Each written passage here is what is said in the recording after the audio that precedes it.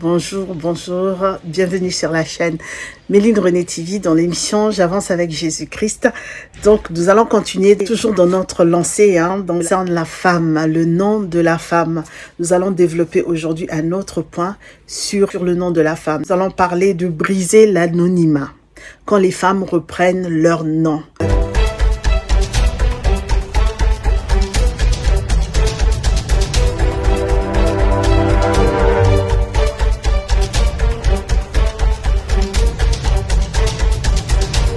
Briser l'anonymat quand les femmes reprennent leur nom. Toi qui n'es pas encore abonné à la chaîne, je t'invite à t'abonner et aussi à activer la cloche de notification afin de recevoir les vidéos. Donc, nous allons parler aujourd'hui de briser l'anonymat quand les femmes reprennent leur nom. Dans de nombreuses sociétés, le nom est bien plus qu'un simple identifiant. Il est le symbole de l'identité, de l'appartenance et de la reconnaissance sociale. Pourtant, les femmes ont souvent été privées de la pleine possession de leur nom, qu'il s'agisse de l'effacement au profit du nom du mari, de l'anonymat imposé par des structures patriarcales ou encore du silence qui les a relégués à des rôles secondaires dans l'histoire. Aujourd'hui, de nombreuses femmes revendiquent la reprise de leur nom comme un acte d'émancipation et de visibilité. Une manière de briser l'anonymat et de reprendre le contrôle de leur propre histoire. Cette problématique n'est pas nouvelle. Déjà dans la Bible, des femmes ont dû lutter pour que leur nom soit entendu et reconnu, pour exister en tant qu'individu à part entière. Ce parallèle entre les luttes contemporaines et les récits bibliques nous permet de mieux comprendre la portée symbolique et sociale de la reprise du nom par les femmes. Le premier point que nous allons développer, c'est l'anonymat des femmes dans l'histoire de la Bible. L'anonymat des femmes a longtemps été une norme imposée par les sociétés patriarcales. Dans de nombreuses cultures, le nom d'une femme disparaît lorsqu'elle se marie, remplacé par celui de son époux, comme si son identité propre s'effaçait dans l'union. De même, dans l'histoire, de nombreuses femmes ont vu leur nom supprimé ou oublié, leurs œuvres attribuées à des hommes ou signées par des pseudonymes. Cela ne veut pas dire que la femme ne doit pas prendre le nom de son mari. Chacun a son choix, mais simplement, dans certaines sociétés, on a l'impression que le nom de la femme s'efface au profit d'un autre nom. Dans la Bible, cet effacement est également présent. Nous avons plusieurs femmes anonymes dans la Bible. Alors, nous avons les femmes anonymes dans l'Évangile. De nombreuses femmes apparaissent dans les récits bibliques sans que leur nom soit mentionné.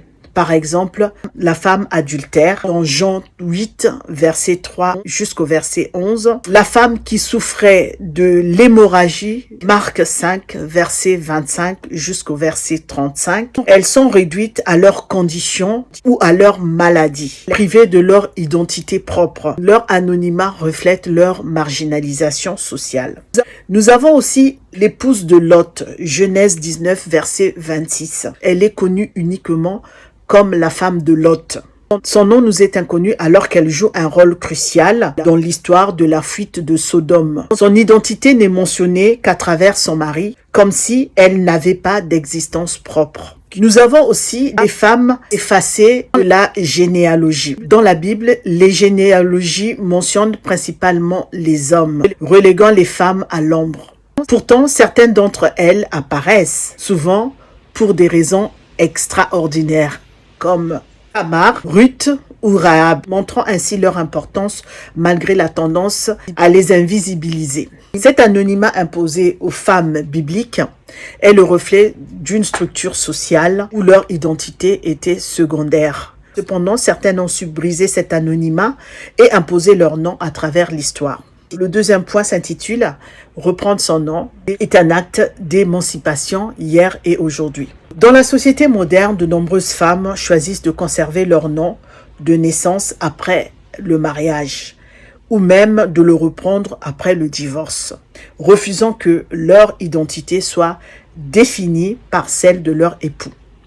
Ce choix, autrefois marginal, devient un symbole d'indépendance et de reconnaissance personnelle. Simone de Beauvoir ou la revendication du nom. La philosophe et écrivaine a toujours refusé de se marier et de perdre son nom, voyant dans cette pratique une forme d'effacement de l'individualité féminine. Les femmes artistes et écrivaines. De nombreuses écrivaines ont dû prendre des pseudonymes masculins pour être publiées. George Sand, J.K. Rowling, avant de pouvoir revendiquer leur propre nom. Aujourd'hui, des figures féminines affirment leur identité en signant sous leur véritable nom et en refusant l'anonymat imposé. Nous avons aussi les mouvements féministes. Ils encouragent les femmes à reprendre leur nom, s'approprier leur identité et à réinscrire leur présence dans l'histoire, notamment en réhabilitant les noms de celles qui ont été oubliées ou effacées. Dans la Bible, certaines femmes ont aussi su imposer leur nom contre l'anonymat. Marie-Madeleine. Contrairement à d'autres femmes anonymes des évangiles, son nom est cité plusieurs fois. Et elle devient la première témoin de la résurrection du Christ. Son rôle crucial a été minimisé au fil des siècles jusqu'à ce qu'elle soit réhabilitée comme figure majeure du christianisme.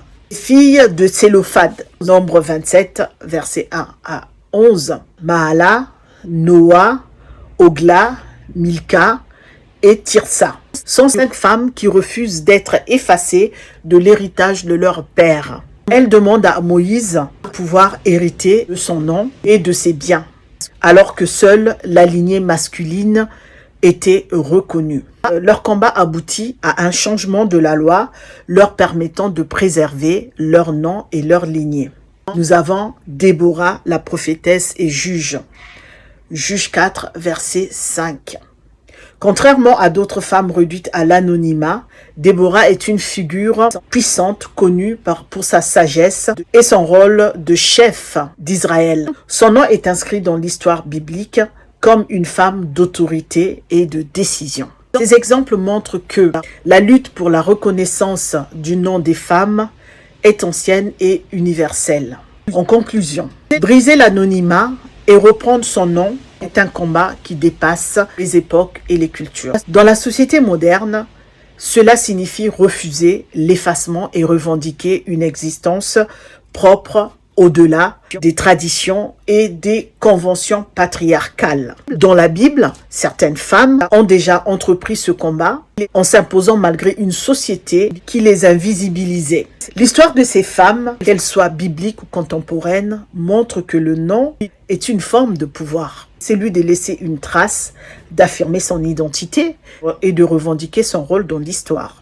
Reprendre son nom, c'est refuser de disparaître, c'est exister pleinement. Ainsi, à travers les siècles, les femmes qui ont osé imposer leur nom ont contribué à écrire une histoire où leur présence ne peut plus être effacée. Nous sommes à la fin de notre autre point sur le nom de la femme.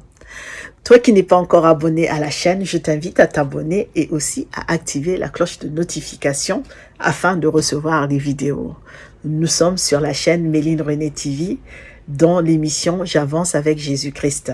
Cet effacement me rappelle un peu l'histoire des reines africaines que nous aborderons un peu plus tard. Ces reines africaines que nous aborderons peut-être sur cette chaîne ou sur l'autre chaîne, La Femme Déterminée. Toutes ces femmes, ces reines combattantes, efficaces, intelligentes, compétentes, diplomates, guerrières, ont été pratiquement effacées de l'histoire de l'Afrique. Ça nous rappelle quelque chose parce qu'aujourd'hui, on parle plus de l'homme, de ces rois, de ces princes qui ont existé, de ces chefs qui ont existé en Afrique. Mais on oublie souvent l'histoire de ces femmes guerrières, de ces femmes intrépides qui ont existé en Afrique. Nous aborderons peut-être ce point-là un autre jour. Je vous dis à très bientôt et que Dieu vous bénisse. Restons en paix et soyons en paix. À très bientôt. Au revoir.